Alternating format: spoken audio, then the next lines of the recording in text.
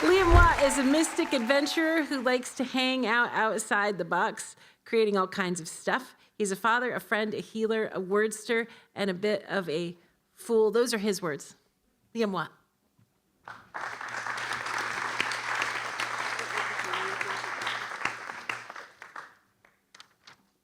This is a trip. I thought I would be reading to a more mature crowd, so I hope you folks can handle this. They were masters of the black magic arts of voodoo, and they needed me dead. For weeks, I endured a debilitating psychic attack, even a near-fatal demonic possession. And yes, that is a thing. But those efforts failing, I knew they'd resort to a mafia hit squad. Sooner than I expected, the hit came down. Sometime near to midnight, my phone rang. With an instinctual body certainty, I knew this was it. Panicked, I ran downstairs, ran down Union Street to the corner of 7th Avenue and into the Purity restaurant. I sat at the counter catching my breath, and before I could think of what to do, a late model black sedan pulled up across the street, and 4 unsavory-looking men got out. One opened the trunk of the car and stood by it as the other 3 came to stand on either side of the entrance to the restaurant. It was near closing time.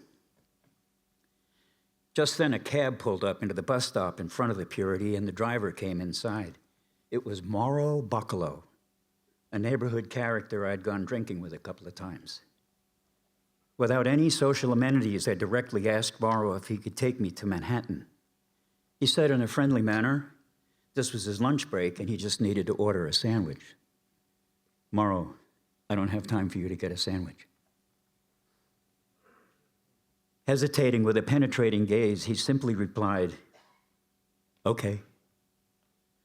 I told Mauro to back up right in front of the entrance, and as soon as I was in the cab, to take off as fast as he could. For a moment, I stood looking out through the glass doors, and I sent a deep, wordless prayer of pure love to my 2 young daughters. Then, with nothing left to do but walk through those doors, my fear somehow shifted to a feeling that in some mysterious way, I was not alone. Then, as I stepped to the door, there appeared about 12 young men and women right at the entrance to the restaurant, and some of the guys had an uncanny resemblance to me. I spontaneously stepped in among them, faking a few words to this one, gesturing to another, turning and weaving my way through them to the door of Mauro's cab. I jumped in the back seat, slammed the door, and banged down the lock just as one of the killers grabbed hold of the door handle. He strained to hold on, but had to let go as Mauro sped off.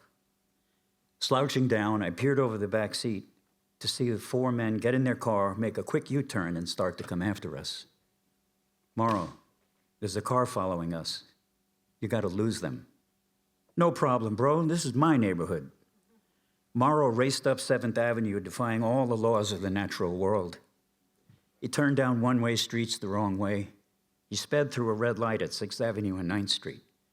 He seemed like Han Solo, ignited by the same mystical force that was snatching me from the treacherous grasp of a most certain evil demise. Soon we were somewhere in Sunset Park and no longer being followed. To release Mauro from any further danger, I asked her to drop me at a friend who I knew would take me in.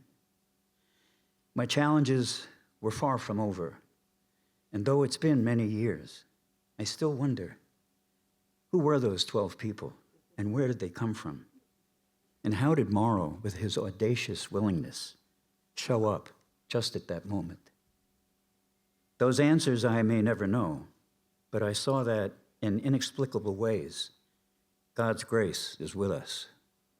And from then on, I knew I had to do good.